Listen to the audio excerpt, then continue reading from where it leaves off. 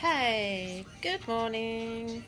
I am at the radio studio. I thought I would come and use it as my little office before I record the radio show, which, what time am I? Don't even know what time it is. I think it's about 10:30. I'm starting my pre-record of episode 5 at 11:30, 12 o'clock.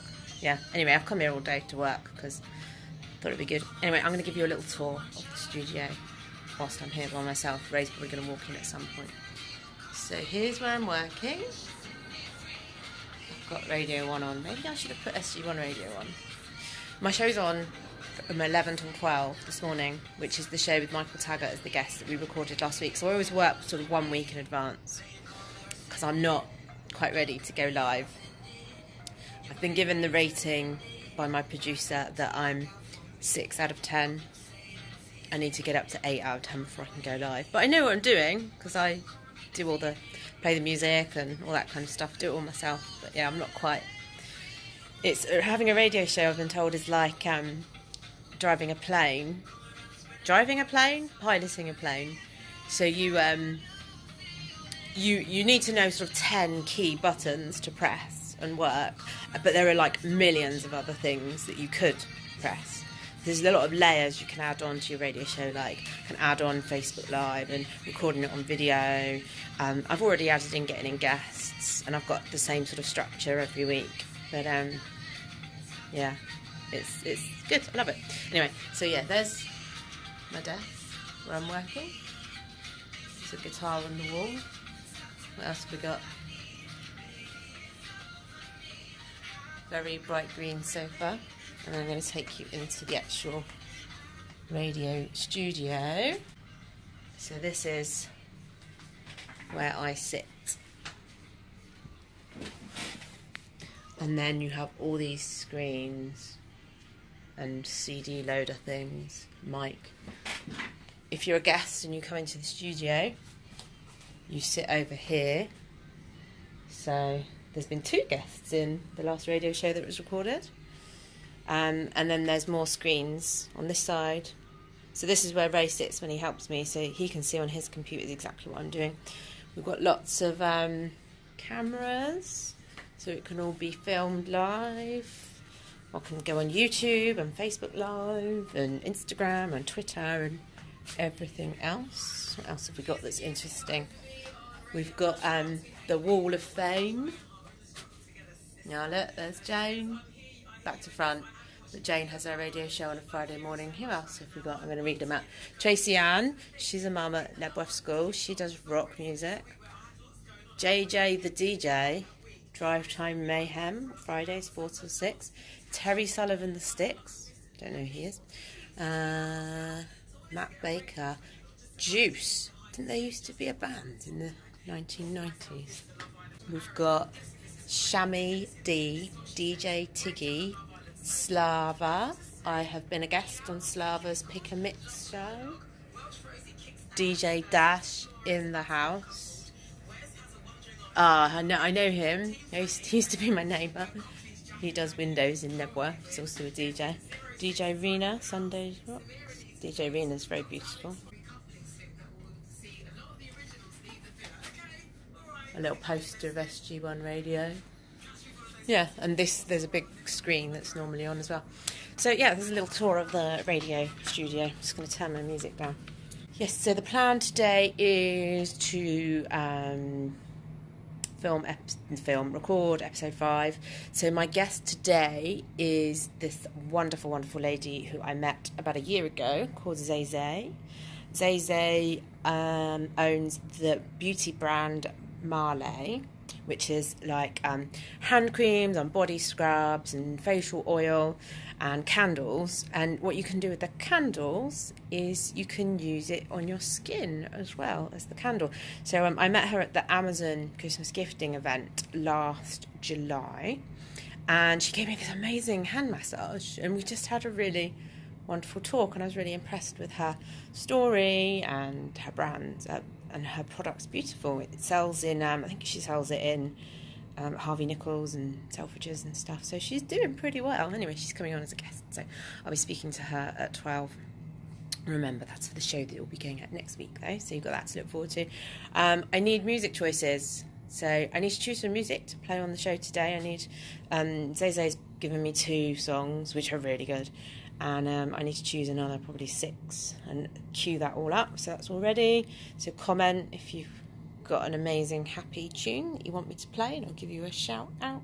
Yeah, and I'm just going to talk about a few of the things I've done over the last few days and what I've got coming up. I could talk a little bit about my Monday money stuff in this live, or you could just go and read the blog post that I published yesterday. I'm not doing very well with money at the moment. I'm spending probably too much. I always write down on a Monday morning when I write that blog post what I spent last week, and there was just quite a lot of money going on frivolous stuff like coffees, and I had lots of meetings last week, 2 days in London, so like £100 was spent on a sort of meeting on Wednesday at a spa, £49 for the spa, which was actually really good value, but then I had like a massage done, which was another £49.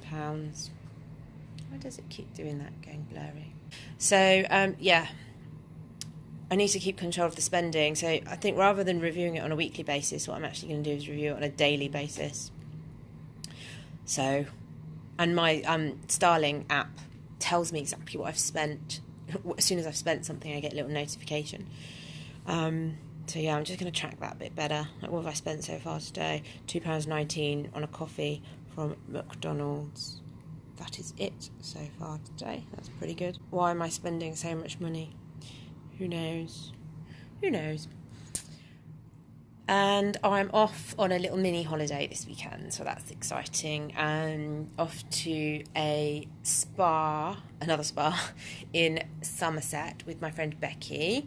So I've mentioned Becky's a girl I've been friends with since we were 11, so 30 years, and she's just about to have a baby soon, August, I think, maybe September. So, and it was her birthday on last Sunday, so we're off to a spa, and it's actually courtesy of my friends at Buy a Gift, so thank you, Buy a Gift. They've covered our spa weekend, and we've got dinner and breakfast included, and the hotel stay on the Saturday night, and there's beautiful grounds to walk around, really nice swimming pool and jacuzzis and stuff, so that's going to be really nice. And there's a treatment included in that, actually, so that's the only cost there is I'm driving down to Bristol on Friday to go see Becky and Amy, who's her daughter. Stay there on Friday night, and then we'll drive down to, I think it's Shepton Mallet in Somerset, and then we'll drive down there as early as possible on Saturday morning, so we get a whole day, lots of time to digest it. That's going to be really good. So yeah, go and read my Monday money post, because it's just a really nice review of last week of what I've done to save money, and you might get some tips to save some money yourself. Or the only other thing I do have to mention is on Friday of last week I had a bit of a hectic day running around London, but that included going to the smart meter launch in Stratford, on Westfield Stratford. So they, Kirsty and Phil, Susan Cowden, Olivia Lee were all there because they're going off on a tour around the country, and I was there so I'm part of the Smart Meter GB team. I'm their real life user of smart meters, and I can talk with honesty and truth about how much money we're saving, because we are saving money having a smart meter. I was yelling at the kids today. They never turn the TV off properly, so it pops up with a little message saying that it's on standby or whatever. I'm like, turn the TV off properly. It's costing money with just a black screen with some writing on. So yeah, it's made a difference to our house. So I think they are a very good thing for money saving and giving you control over your energy spending. Just like my Starling app lets me control my spending in my bank account, or it certainly lets me see where I'm spending, doesn't make me control it. But yeah, information is power. So there we go. Anyway, this will end up on YouTube, and what I will into slot, actually Kirsty will do it because I'm not very good at editing my videos. There'll be a little segment of some of the talk from Friday with Kirsty and Phil talking about smart meters, so I took a little 2-minute video, so it'll switch over to them, and yeah, I'll speak to you soon. Bye bye. frustrating to be told to do something, but not be given the ability to actually do it. Exactly. Because you don't know which of your appliances use the most energy. You don't actually know whether you are being fuel efficient or not being fuel efficient. Yes. Nothing's ever been specific. You know, you go around turning the lights out, but is a bulb actually what's using most energy in your house? Is your kettle using more energy than having 10 lights on? Or your dishwasher. My dishwasher bleeps after it's finished. Yeah. And unless I go and turn it off, it will bleep for half an hour. That's a waste of energy. Yeah. Is a washing machine that's in the kitchen less fuel efficient than one that is in the laundry room, bathroom or hall? You know, you don't know. Still got you. I don't know the answer to any of those questions. I feel like I've failed at some form of domestic quiz hosted by Kirsty also. I do know that my central heating costs a lot of money. I was brought up, ladies and gentlemen, to believe that you should never ever have to wear a jumper in your house. That your heating should be up to such a level that you can wear shorts and a t-shirt. That consumes a lot of energy, hence my electricity and gas bills. I now wear a jumper. Yes, no, I was brought up to believe that if you weren't wearing enough clothes in the house, the thermostat should go down. Yeah, if my dad saw you not wearing a jumper, he would immediately turn the heating down. Yeah, any evidence of too much heating. Well, I'm Jewish, so we didn't have any heating. We literally had to wrap ourselves in fur. Real fur. The first time I saw the needles fall off a Christmas tree, I was 15. And that wasn't because we didn't have a Christmas tree, it was because our house was so cold that the needles didn't fall off the Christmas tree. I thought it was the funniest thing. I went home to my mum, I said, at Claire's house, all the needles are falling off the Christmas tree. And she said, that would be because Claire's house has heating.